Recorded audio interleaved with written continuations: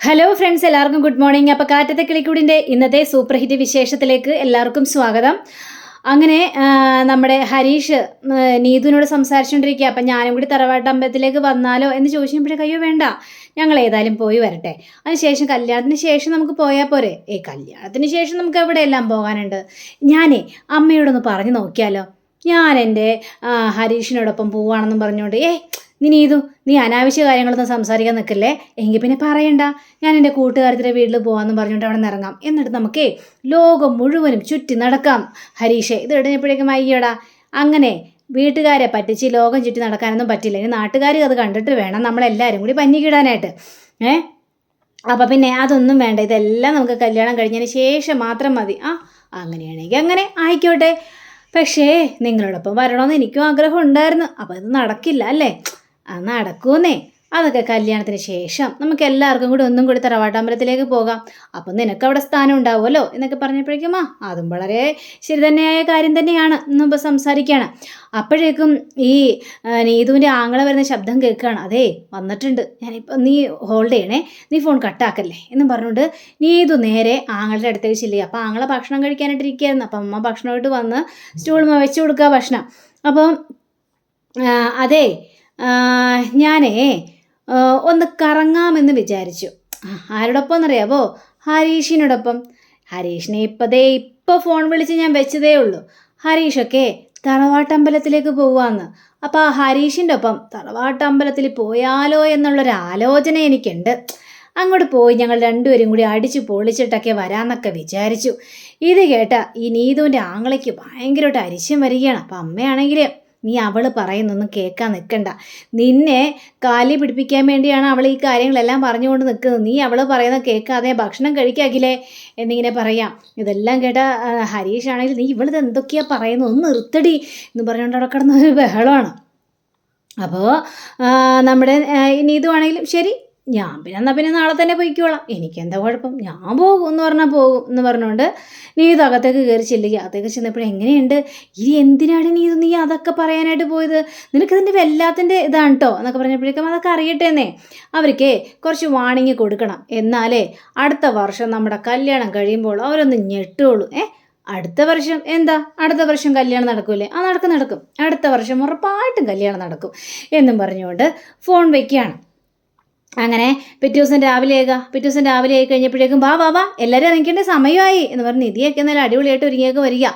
പെട്ടിയൊക്കെ എടുത്ത് അകത്തേക്ക് വെക്കുക. അങ്ങനെ നിധിയും സുധീഷും കൂടി പെട്ടിയെടുത്ത് ഡിക്കിലേക്ക് വെക്കുമ്പോൾ നിധിയുടെയും സുധീഷിൻ്റെയും തലയിടിക്കുകയാണ്. തലയിടിച്ച് കഴിഞ്ഞപ്പോൾ അയ്യോ ഇതെന്താ ഇത് എന്നൊക്കെ ചോദിക്കണം. അയ്യോ സോറി നിധി, അതേ ഞാൻ കുനിഞ്ഞപ്പോൾ നിധിയും കുനിയൊന്നും ഞാൻ വിചാരിച്ചില്ല, രണ്ടുപേരും കൂടി ഒരുമിച്ച് കുനിഞ്ഞുകൊണ്ടിട്ടല്ലേ തലയിടിച്ചത്, അല്ലാതെ ഞാനൊന്നും ചെയ്തതൊന്നും അല്ലല്ലോ. ശരി, സാരമില്ല. അതെ ഒന്നും കൂടി തലക്കെട്ടിടിക്കണോ? എന്തിന്? അല്ല, ഒരു പ്രാവശ്യം ഇടിച്ച് പിന്നത്തെ പ്രാവശ്യം ഇടിച്ചില്ലെങ്കിൽ കൊമ്പ് മുളയ്ക്കുമെന്ന് പറയുന്നത് കേട്ടിട്ടില്ലേ? ഒരു തമിഴ് സിനിമയിൽ. ശരിയാ, വേറൊരു തമിഴ് സിനിമയിൽ വേറൊന്നും പറയുന്നുണ്ട്, തലയിലിട്ട് മുട്ടിട്ടുണ്ടെങ്കിൽ കണ്ണ് കുത്തി പൊട്ടിക്കുമെന്ന്. എന്താ അതും ചെയ്യണോ? അയ്യോ വേണ്ട നിധി, അതൊരിക്കലും വേണ്ട, എന്നാലേ മിണ്ടാതെ അങ്ങോട്ട് ഇരുന്നാൽ മതി എന്നൊക്കെ പറയാം. അപ്പോൾ അതെ വാതിലടക്കുന്നേ. അങ്ങനെ വാതിലടച്ച് നമ്മുടെ നികേഷ് ആണെങ്കിൽ ഒരു കിൻഡിൽ പെട്ടിയായിട്ട് വരിക. അത് കഴിഞ്ഞപ്പോഴേക്കേടാ എന്താണിത്, 2 ദിവസത്തെ യാത്രയ്ക്കാണ് നമ്മൾ പോകുന്നത്, നീ എന്താണ് ഇത്രയും വലിയ പെട്ടിയും ഡ്രസ്സൊക്കെ എടുത്തുകൊണ്ട് വന്നിരിക്കുന്നത്? ഇരുന്നോട്ടേന്നേ, 2 ദിവസം ആണെങ്കിലും അമ്പലത്തിൽ മാറി ഇട്ടിട്ട് വന്ന ആൾക്കാരെയൊക്കെ ഇമ്പ്രസ് ചെയ്യിപ്പിക്കാമല്ലോ, അതിന് വേണ്ടിയാണ് ഞാൻ ഇത്രയും ഡ്രസ്സുകളെല്ലാം എടുത്തത്. ശരി ആയിക്കോട്ടെ, എങ്കിൽ പിന്നെ എല്ലാവരും വണ്ടി കയറ്. അയ്യോ അച്ഛൻ എവിടെയാണ്, അച്ഛൻ വന്നില്ലല്ലോ. അങ്ങേരൊന്നും വരണ്ട, അങ്ങേര് വല്ല ബസ്സും പിടിച്ച് വന്നോളൂ. അപ്പോഴേക്ക് നിധി അയ്യോ അത് കഷ്ടമല്ലേ, അത് ശരിയല്ല, അച്ഛൻ നമ്മളോടൊപ്പം വരാമെന്ന് പറഞ്ഞല്ലേ, അപ്പം അച്ഛനെ അങ്ങോട്ട് പോയാൽ മതിയാവുള്ളൂ. അപ്പോഴേ അച്ഛൻ കടയിൽ നിന്ന് ഓടി വരിക. അയ്യോ പോകല്ലേ വണ്ടി എടുക്കല്ലേ എന്ന് പറഞ്ഞുകൊണ്ട് നാരങ്ങ 4 വശത്തും വെക്കുക. എന്തിനിത്? ഈ നാരങ്ങ ടയറിൻ്റെ 4 വശത്തും വെക്കുന്നേ,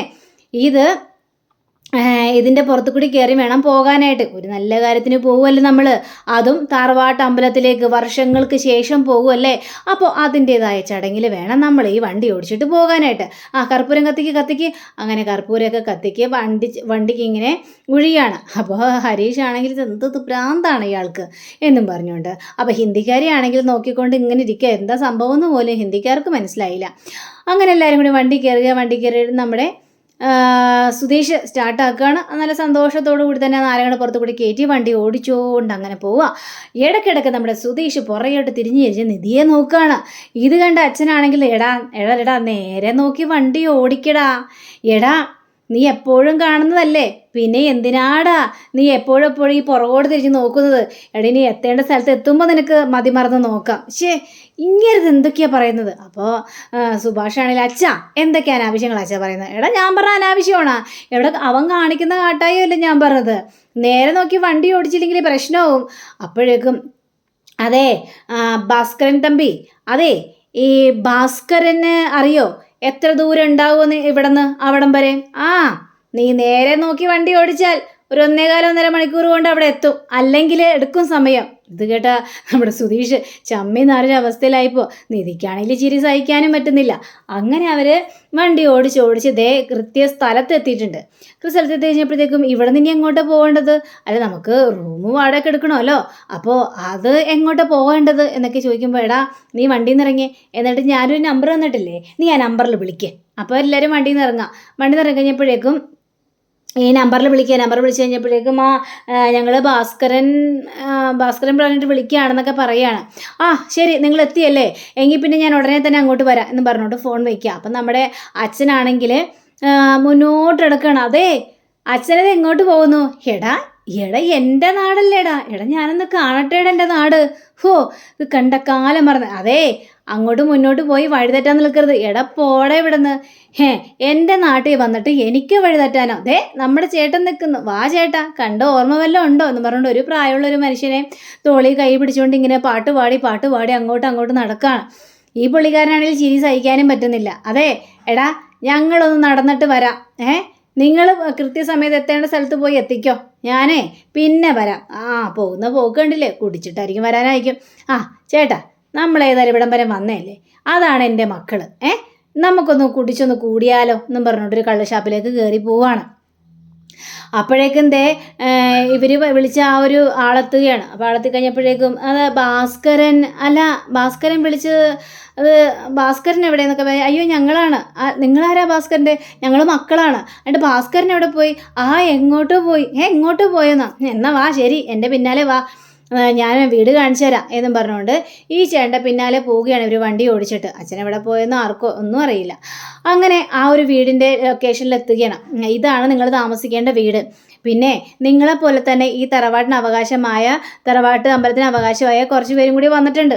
ഇന്ന സ്ഥലത്താണ് വന്നിരിക്കുന്നതെന്നും പറയുകയാണ്. ഇത് കേട്ടുകഴിഞ്ഞപ്പോഴേക്കും അതാരാടാ വന്നിരിക്കുന്നത്? നമ്മുടെ സ്ഥലത്ത് നിന്ന് തന്നെ വേറൊരാൾ. അപ്പോൾ സുനന്ദ ഇറങ്ങി വരികയാണ്. സുഭാഷേട്ടാ എന്ന് വിളിച്ചുകൊണ്ട്. സുനന്ദനെ കണ്ടു കഴിഞ്ഞപ്പോഴേക്കും ഇവർ ആകെ ഞെട്ടിപ്പോയി. സുഭാഷേട്ടാ, നിധി നിങ്ങളും വന്നായിരുന്നു ഇങ്ങോട്ട് എന്ന് പറയാണ്. അല്ല സുനന്ദ എന്താ ഇവിടെ എന്നൊക്കെ ചോദിച്ചപ്പോഴേക്കും അത് പിന്നെ എൻ്റെ കല്യാണം നടന്നു കഴിഞ്ഞാൽ തറവാട്ടമ്പലത്തിലേക്ക് വന്ന് ചെയ്തോളാം എന്നൊക്കെ അമ്മ നേർന്നിട്ടുണ്ടായിരുന്നു, അതുകൊണ്ട് ഇപ്പോഴാണ് വരാനുള്ള സമയം കിട്ടിയതേ എന്നൊക്കെ പറഞ്ഞുകൊണ്ട് ഇവർ സംസാരിക്കാം. അപ്പോൾ ഇവരിങ്ങനെ സംസാരിച്ചുകൊണ്ടിരിക്കുന്ന സമയത്ത് വരുന്നു സുനന്ദയുടെ അമ്മ. തീർന്നടാ എന്ന് സുധീഷും പറയാണ്. നിങ്ങളെന്തിനാ ഇവിടെ? ഞങ്ങൾ എവിടെ പോയാലും ഞങ്ങളെ പിന്തുടർന്ന് വരുമല്ലേ, നിങ്ങൾക്കൊക്കെ ഒരു പണിയില്ലേ? നിങ്ങളോട് ആരെ പറഞ്ഞ് ഇങ്ങോട്ട് വരാനായിട്ട്? ഇത് കേട്ട സുധീഷിന് കാര്യം വന്നിട്ട്, അതേ അമ്മായി, ഈ തറവാട്ടമ്പലം എന്ന് പറഞ്ഞാൽ അമ്മാവൻ അമ്മായിക്ക് തീരെഴുതി തന്നതൊന്നുമല്ലല്ലോ, ഞങ്ങൾക്കും അതിൽ അവകാശമുണ്ട്. അതുകൊണ്ട് ഞങ്ങൾ വരും പോകും, അതൊക്കെ ഞങ്ങളുടെ ഇഷ്ടം. അത് കൊള്ളാലോ. എടാ ഞങ്ങൾ ഇവിടെ ഉണ്ടെന്ന് അറിഞ്ഞിട്ട് തന്നെയല്ലേടാ വന്നിരിക്കുന്നത്. ഇവളുടെ ഭർത്താവ് അറിഞ്ഞാൽ എന്തായിരിക്കും സ്ഥിതി? നീ എന്തിനാ ഇങ്ങോട്ട് വന്നത്? അത് ശരി, സുനന്ദയുടെ ഭർത്താവ് പറഞ്ഞെന്ന് വിചാരിച്ച് ഞങ്ങൾക്ക് എന്നാ കുഴപ്പം? അതെ സുനന്ദയുടെ ഭർത്താവിനെ കിട്ടാനുള്ള കാരണക്കാരൻ ഞങ്ങൾ തന്നെയാണ്. ഞങ്ങൾക്ക് പ്രശ്നം ഉണ്ടാക്കാനായിരുന്നെങ്കിലേ സുനന്ദയുടെ ഭർത്താവിൻ്റെ അടുത്ത് പോയി ആ വീട്ടിൽ പോയി പ്രശ്നം ഉണ്ടാക്കാമായിരുന്നു, അല്ലാതെ ഈ തറവാടമ്പലം അന്വേഷിച്ച് ഇങ്ങോട്ട് വരേണ്ട കാര്യമൊന്നും ഉണ്ടായിരുന്നില്ല. ഇവിടെ ഇന്നൊക്കെ എന്താ ചെയ്യേണ്ടത്? എൻ്റെ പൊന്നമ്മായി ദേഷ്യപ്പെട്ടിട്ടൊന്നും ഒരു കാര്യമില്ല. ഞങ്ങൾക്ക് ഈ അമ്പലം പറഞ്ഞു തന്നതേ വലിയച്ഛനാണ്. ഗംഗേട്ടനോ? വലിയച്ഛൻ തന്നെയാണ് ഞങ്ങൾക്ക് ഈ അമ്പലം പറഞ്ഞത്. ഇങ്ങർക്കൊക്കെ ഇത് എന്തിൻ്റെ കേടാണാവോ എന്ന് പറഞ്ഞുകൊണ്ട് ഈ അമ്മായി കയറി പോവുക. അമ്മായി കയറി കഴിഞ്ഞപ്പോഴേക്കും ഏതായാലും നിങ്ങളെല്ലാവരും വാ, അകത്തേക്ക് കയറി വാ എന്ന് പറഞ്ഞുകൊണ്ട് സുനന്ദ നല്ല സന്തോഷത്തോടു കൂടി തന്നെ എല്ലാവരെയും കൂട്ടി അകത്തേക്ക് കയറി പോവുകയാണ്. അപ്പോൾ അതിനുശേഷം ഈ സുനന്ദയുടെ അമ്മ നേരെ ഈ ഗംഗനെ വിളിക്കുക, ഗംഗേട്ടനാണോ ഇവന്മാർക്ക് അമ്പലത്തിൻ്റെ വഴി പറഞ്ഞു കൊടുത്തത്? ആ അതെ, ഞാനാ പറഞ്ഞു കൊടുത്തത്. അതിനിപ്പോൾ എന്താ കുഴപ്പം? എന്തിൻ്റെ കാര്യത്തിന്? അവരെല്ലാവരും കൂടി തറവാട്ടമ്പലത്തിലേക്ക് വന്നിരിക്കുകയല്ലേ, അതിനിപ്പോൾ എന്താ കുഴപ്പം? എടി എനിക്ക് ദൈവവിളി ഉണ്ടായിരുന്നടി, അതുകൊണ്ടാ ദൈവം എന്നോട് പറഞ്ഞു, എൻ്റെ സ്വപ്നത്തിൽ വന്ന് പറഞ്ഞു, നീ ചെയ്യുന്നത് ശരിയാണോ? പകയെല്ലാം ദൈവത്തോടല്ല, ദൈവത്തിൻ്റെ കാര്യത്തിന് വരാൻ നേരത്ത് അവരെ വിട്ടോളാം, നീ എന്തുകൊണ്ട് പറഞ്ഞു കൊടുത്തില്ല എന്നൊക്കെ എന്നോട് പറഞ്ഞു. കുറേ കാര്യങ്ങൾ സംസാരിച്ചു. അപ്പം എൻ്റെ മനസ്സിന് വല്ലാത്തൊരു ബുദ്ധിമുട്ട് തോന്നി, അതുകൊണ്ടാണ് പറഞ്ഞു കൊടുത്തത്. അല്ലെങ്കിൽ ചിലപ്പോൾ ആ ശിക്ഷയും കൂടി മേടിച്ച് കൂട്ടാൻ എനിക്ക് പറ്റില്ല. ഗംഗേണ്ടത് പറഞ്ഞു കൊടുത്തുകൊണ്ട് അവരെല്ലാവരും കൂടി ഇങ്ങോട്ട് വന്നില്ലേ? നീയപ്പം എവിടെയാ? ഞാൻ തറവാട്ടമ്പലത്തിൽ. അതല്ല ഇപ്പം പ്രശ്നം സംഭവിച്ചു പോയിരിക്കുന്നത്. ഇത് വല്ലാത്തൊരു കഷ്ടമായി പോലെ. എടാ, ഞാൻ പറഞ്ഞപ്പോൾ തന്നെ അവരങ്ങോട്ട് പുറപ്പെടുമെന്ന് ഞാൻ വിചാരിച്ചില്ലല്ലോ. ഇതിപ്പോൾ എല്ലാം തല തകർന്നൊരവസ്ഥയിൽ നിൽക്കുകയാണ്. എന്ത് ചെയ്യണമെന്നും ഏത് ചെയ്യണമെന്നും അറിയാൻ പാടാത്തൊരവസ്ഥ. അങ്ങനെ അതെല്ലാം കഴിഞ്ഞു. അങ്ങനെ നമ്മുടെ സുധീഷും അതേപോലെ സുഭാഷും അതേപോലെ തന്നെ ആ ഹിന്ദിക്കാരും കൂടി വാദിക്കാനും സംസാരിക്കണം. ഓരോരുത്തരും ഒരേ ജോലിക്കും. അപ്പോൾ ഹരീഷാണെങ്കിൽ നോക്കുമ്പോൾ ഇവർ രണ്ടുപേരും കൂടി ഭയങ്കര സംസാരം, നടക്കട്ടെ എന്നുള്ളൊരാക്കിയുള്ള പറച്ചിലും. അപ്പോൾ അങ്ങനെയും കാണിച്ചുകൊണ്ടാണ് നമ്മുടെ ഇന്നത്തെ റിവ്യൂടെ അവസാനിച്ചിരിക്കുന്നത്. അടുത്ത റിവ്യൂവിനെ കാത്തിരിക്കുക, സബ്സ്ക്രൈബ് ചെയ്യുക. എല്ലാവർക്കും നല്ലൊരു ദിനം ആശംസിക്കുന്നു. നമസ്കാരം. Thank you. See you. By.